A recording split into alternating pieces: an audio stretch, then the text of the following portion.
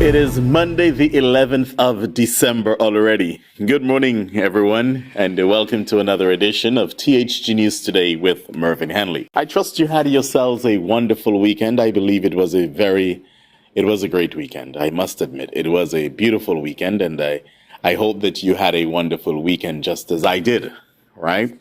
But we give thanks for another day, another week.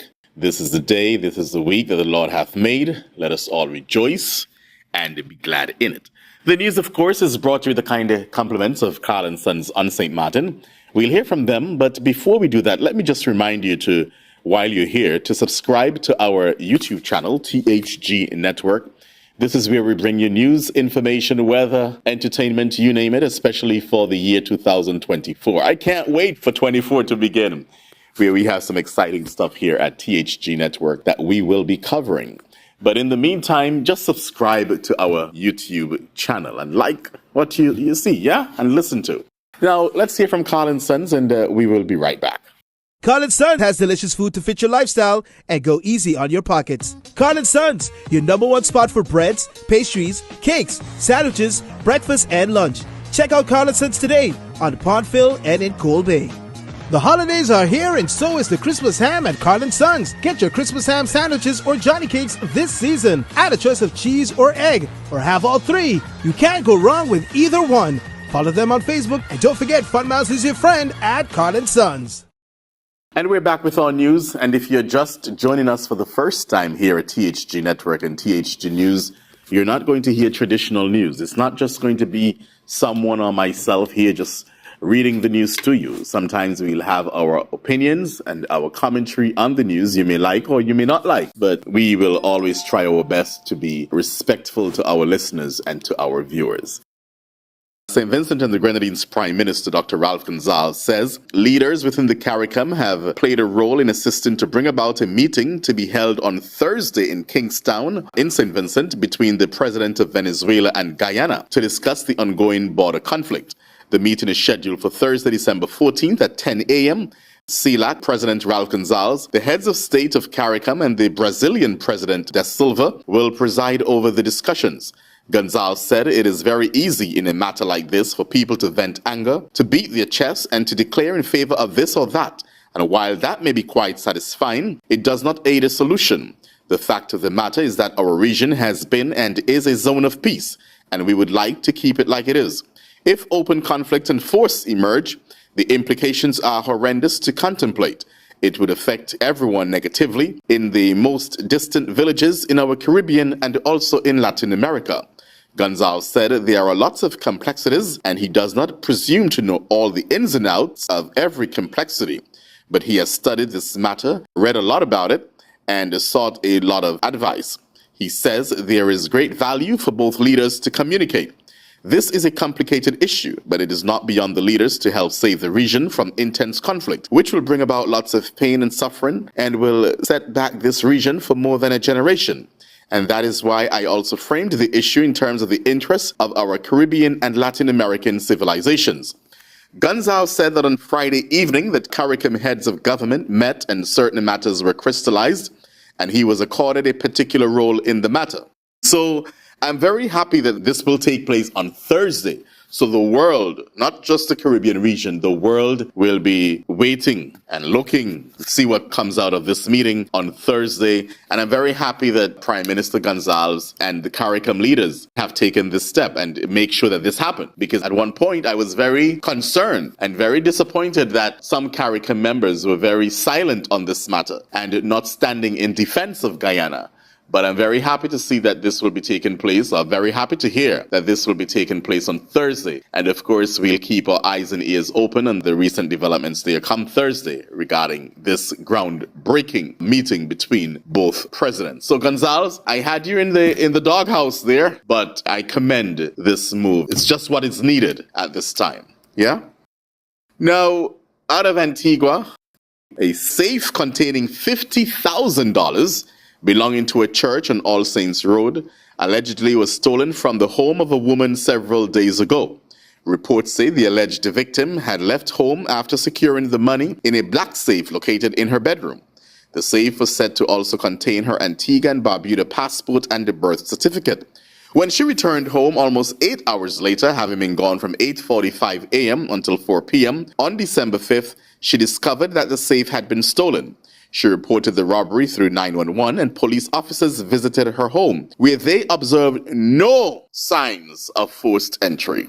No signs of forced entry. So you want to tell me there are so many banks in Antigua and Barbuda Credit Union, Antigua and Barbuda Commercial Bank, and you have so many banks there. But the church now banking at this woman's residence. So why is it though that the church has so much money put up in a member's house, in a safe? Why? Plus, can't the church get their own safe? And why not other bank though?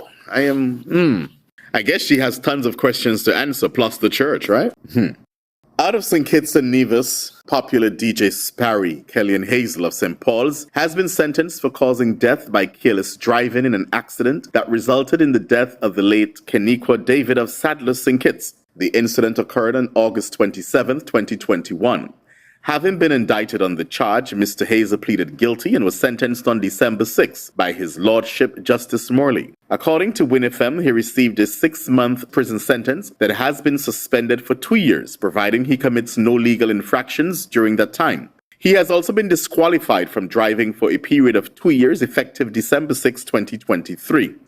Mr. Hazel has also been sentenced to pay a sum of 180,000 EC dollars to the victim's mother on behalf of her 3-year-old child. Payments are mandated to begin on January 1st, 2024 at the rate of 5,000 EC dollars per month over the course of 3 years. And in the event of Mr. Hazel's defaults on the monthly payments, he will be imprisoned for a period of 12 months.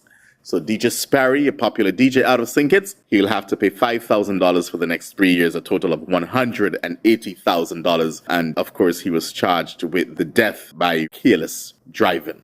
And still on St. Kitts, we have a bit of St. Kitts news this morning. The police, they're still searching for a missing person. She's 15-year-old Valiana Edwards from Lagarite, 5 feet 4 inches. That's her on the screen. If you have seen her or if you have information, please contact the nearest police station. She is light-skinned, last seen at home on December 5th. The public's assistance has been solicited to locate her. If anyone has information, again, please contact the nearest police station immediately, and all information shared will be treated as confidential. Let's do our part, especially those on St. Kitts, to make sure that we find her and there is a safe return. And finally, in our news this morning out of St. Kitts, the Director of Public Prosecutions, he's not playing. According to WinFM News Report, Adlai Smith, the new Director of Public Prosecutions, Special Prosecutor on St. Kitts and Nevis, made a startling revelation that 1/5 of the public officials in St. Kitts and Nevis have failed to file declarations with the Integrity in Public Life Commission. The DPP made that statement during the St. Kitts and Nevis Good Governance Transformation press conference as part of the commemoration of International Anti-Corruption Day 2023. That was on December 9th. I inquired, have there been filings? There are persons who are outstanding. I said, I have asked the commission to furnish me the names of those persons, and when those names are furnished, it's just a matter of putting in the names of the individuals into the charges, which I've already drafted. I'm not playing. He's not playing. For those persons who have been asked by the commission to submit those names of persons who are supposed to be filing and didn't do so, you could be charged, even with aiding and abetting under Section 2. If we are trying to find the names now, if you haven't filed them and you fail to produce the information, we will charge you with accessory after the fact for failure to furnish information. Smith continued, there is a need sometimes for supporting documentation with respect to some of the items. The obligation to report is more important than not reporting at all. So, in discussions with the chairman of the commission, we said if it is that you don't have the supporting documentation, you could put an estimate of the information or what you think the information is, and you put it on the form subject to verification. The important thing is we want you to file, and thereafter, once you've filed, the members of the commission will reach out to you with respect to getting that additional information which had to be verified. We are trying to let the law work in a pragmatic way rather than in a big stick way. DPP Smith also made similar sentiments towards the commission on Nevis. For the benefit of my Nevis counterparts, if you didn't hear the tone of the DPP before, I understand that you can present names of defaulters. Your DPP stand ready as soon as you hand over those names.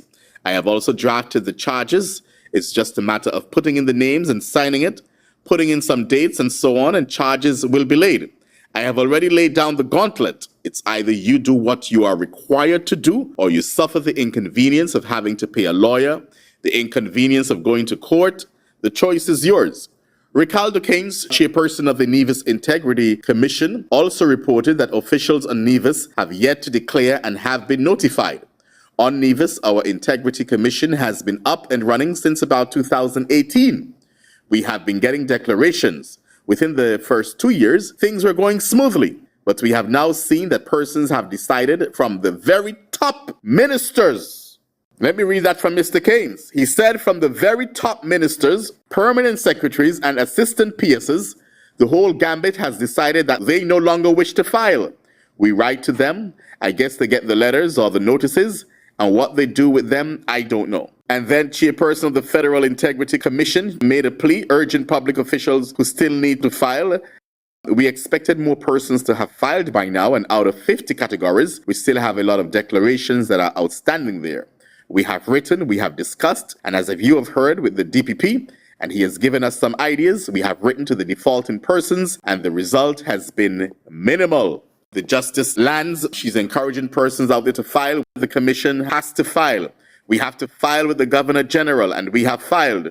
So we are leading by example. And then she went on to say parliamentarians, most of them with the exception of 2, have filed. So in a sense, they have led by example. That's on the federal side, mind you, she's talking about. So yes, this is going to be interesting. The DPP, he seems to be out the gate, not making any jokes.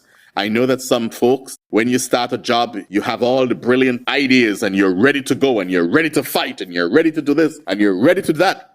Let us see if this DPP, that he has the momentum. I believe from researching him, from knowing about him, he's a man of his word, and what he says, he will do. So let us see. Hopefully he will keep this up and holding our public officials accountable and ensuring that they file with the Integrity Commission. Yeah? The press conference was held to further educate the public on the government's good governance transformation and the fight against corruption in the public sector. So that was a good conference. If you missed it, I looked at it, I viewed it. It was very informative. So if you have not as yet, I think it's on the Facebook page of the SKNIS. That's those of Synkits. Just look for the Synkits Nevis Information Service or ZIZ Television. Well, ladies and gentlemen, that's our news for this morning. I do hope that you gather some information this morning that you can take throughout the day, and you can share our YouTube channel, our news for today. Share it with someone. Share it with a public official, especially those who are not declaring their assets and not filing with the Integrity Commission. Share it with them, right? The DPP is not playing, okay? Do join us again tomorrow morning at 6 o'clock for a similar presentation. It's great being here with you once again. I am Mervyn Hanley. Have a blessed day, everyone.